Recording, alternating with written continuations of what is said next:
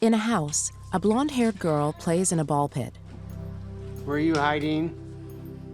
Hannah, she's our second child, and she was one born with Charge syndrome. There are physical limitations that come with her diagnosis, and the Charge syndrome is then what makes her deafblind.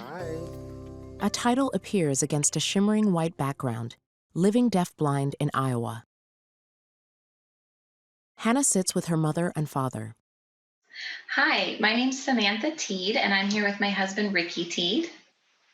We're proud parents of 5 kids. Hi, my name is Hannah and I'm 11 and I'm deafblind. Photos show baby Hannah in the hospital. So Hannah was born to us, and right away there were some issues, and so the doctors were taking care of her and running a lot of tests on her. One of the doctors was able to diagnose Hannah at 2 days old with Charge syndrome, and because of that, she is deaf and she is blind, which gives her the deafblind diagnosis, among other sensory losses that she has. In the beginning, it wasn't really that we were focused on interventions of what can we do for her hearing and her vision, but what do we need to do to keep this child alive? Because she's got a heart condition and this and that. Samantha turns to Hannah. Anything you want to share with us about your life or your family? When I was like a very small baby, like very tiny, like I had to have heart surgery. Mm-hmm. That's why I have that scar on my chest. That's right. Yeah, what else? And then by the time I turned 6 months old, I started using sign language. Yeah. Can you tell us about your hearing? I don't really hear that much with my left ear if I don't have a hearing aid on, but I do if I take this one off, and I still can hear because of my right ear here is much more better. Right, because you're considered deaf in your left ear, and you have moderate hearing in your right ear, right? Yeah. Yeah, and what are some other ways you communicate? Like, what did we use first to learn how to communicate? Sign language when I was only 6 months old. Mm-hmm. And do you communicate with sign language for your friends that are deaf? Yes.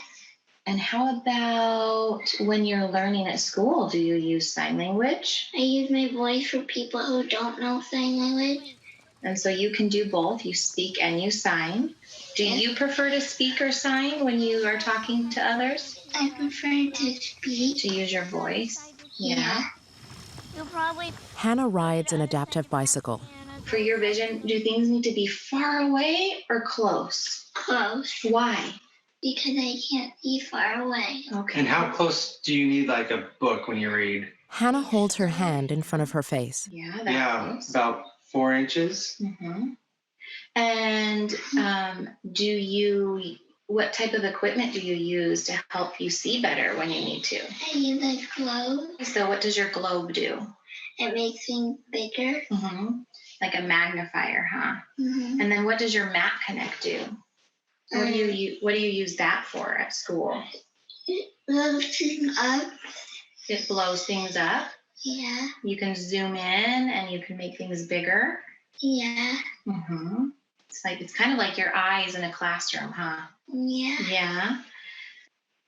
Anything else? What are some of your favorite things to read about or learn about? You like maps. Yeah. Why do you like maps? Take me somewhere. Because they take you somewhere? That's right, they do, don't they? Hannah stands on a beach at dusk. We have never let the diagnosis define her. Hannah is not her syndrome. And even though she has these things that make life more difficult, they don't define her. She defines herself. Hannah climbs a jungle gym. She is in 5th grade this year. With the assistive technology and devices that she has, she's able to test out and be at the level that her peers are. So similar to somebody her age without a disability. And Hannah being at grade level with her peers hasn't been easy. But she's been doing therapies since just a baby, and she can hear, she can talk to us and have conversations just as a hearing person can, but she does struggle and it is fatiguing for her. And so a lot of people, they'll see her and they don't understand why she needs an interpreter, or they don't understand why she needs certain accommodations. But because of those accommodations that we've been able to get for Hannah, she has been able to excel in life. And so we struggle, and it's a continual fight to try to keep those accommodations. And fortunately, we have an excellent team around us that helps us and supports us in that. Hannah is in a clinic. In 2014, we found out that she was losing some hearing in her right ear, which is typical. They can have continued vision or hearing loss. Her eyes are at risk for retinal detachment. She's training with a DeafBlind cane so that she has that accessibility as she needs it, when she needs it. Hannah wears eye exam glasses with a smile. And I think, with all that said, our kids, all her siblings, they see her and they understand, and it can be hard. Well, it is hard on them sometimes because it does give them extra responsibilities. It is a family effort, and I think we're making it work right now. Hannah bakes with her siblings. Our new family motto is hard moments don't make bad days. I do feel like Hannah is kind of the glue that keeps us all close and helps us remember what's important in life. Hannah rides a bicycle. When Hannah got her, adaptable bike, that was a tremendous day, and she didn't see herself any different from her siblings that day because she was able to ride her bike next to them. So all these normal, milestones that we just grow to expect, is, when you go through these struggles, they are even more tremendous. Samantha hugs Hannah. We don't have time to worry about the little things in life that sometimes we can get caught up in. We also have to be okay with what's happening right now and in this moment. Especially in the beginning of Hannah's life, there were a lot of things that we just had no control over. Hannah jumps in a pool. So as far as the future is concerned, I do know that she does not intend on living with us.